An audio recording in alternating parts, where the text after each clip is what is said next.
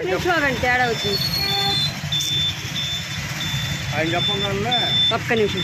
Hi friends, ఇక్కడ పెద్దలు ఉన్నారు, వాళ్ళు చెప్తారంట దేవుడి గురించి, వినండి. ఆయన చెప్పగా ఫస్ట్ చెప్పింది ఉందిగా, ఆయన చెప్పగానే విగ్రహం ప్రతిష్ఠిస్తాం.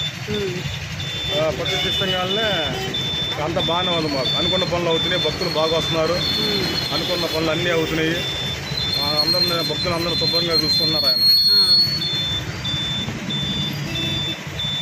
ఇంకేం చెప్పాలంటే చెప్పండి దేవుడి గురించి. నేను చెప్తా, అదేనమ్మా జరిగింది.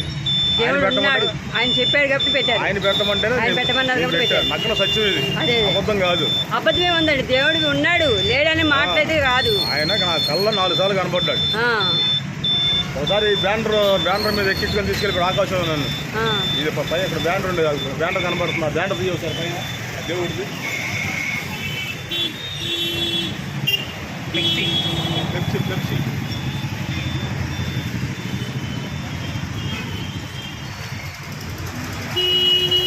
ఆ ఫ్లెక్సీ మీద నువ్వు ఇంకా ఎకరం పెట్టలేదని చెప్పేసి ఫ్లెక్సీ మీద నన్ను కూర్చోబెట్టి పైకి తీసుకెళ్ళిపోయాడు. ఆకాశంలోకి తీసుకెళ్ళిపోయి పడేస్తా అన్నాడు కిందకి.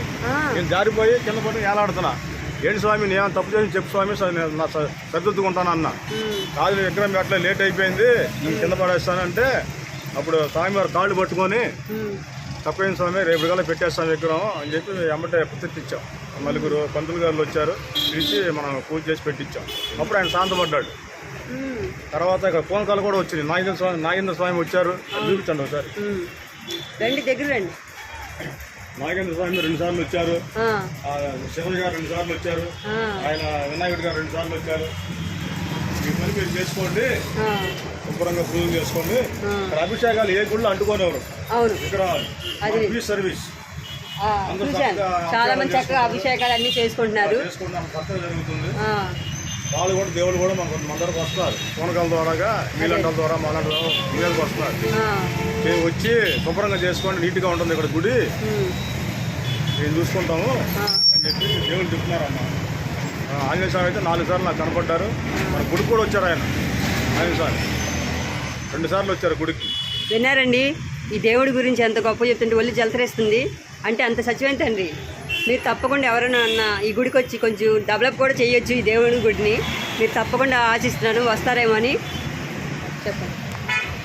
అనుకున్న పనులు అవుతున్నాయి, భక్తులు అనుకునే పనులు మాత్రం ఖచ్చితంగా జరుగుతున్నాయంట. మీరు తప్పకుండా రావచ్చు ఈ గుడికి. అనుకున్న పనులు చాలా మంది భక్తులు కోరుకుంటున్నారమ్మా. కోరికలు మొత్తం అన్ని నెరవేరుతున్నాయి. ఆయన అభయస్తున్నాడు ఆంజనేయ స్వామి. అందరు దేవుళ్ళు అందరికి వస్తున్నారు. చక్కగా మీరు గుడి డెవలప్ చేసుకోండి చక్కగా నిదానంగా. ఏరియా పేరు చెప్పండి. ఇది బుడవేరు ఉంటున్నామ్మా, మధ్యగట్ట, రామకృష్ణాపురం, బుడవేరు జంక్షన్. అంతా దేవుళ్ళు అంతా మనకి అందుబాటులో ఉన్నారు. వాళ్ళ దయ కూడా మాకు ఉంటుందమ్మా. శుభ్రం చేసుకోమన్నారు. మీ పని మీరు చేసుకోండి. చక్కగా పూజలు అభిషేకాలు చేయండి మాకు అని చెప్పి చెప్పారమ్మా.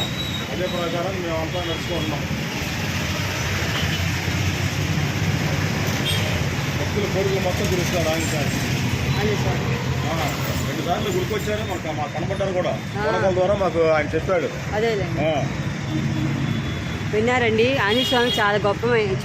ఆయన వచ్చి కూడా ఈ గుడిలో పెట్టారంట, వస్తున్నారంట. గుడికి వచ్చి అందరి భక్తులకు సాయం చేస్తున్నాడు దేవుడు. మీరు తప్పకుండా వచ్చి ఒక్కసారి మొక్కుకోండి, మీ కోరికలు తీరుస్తాడు.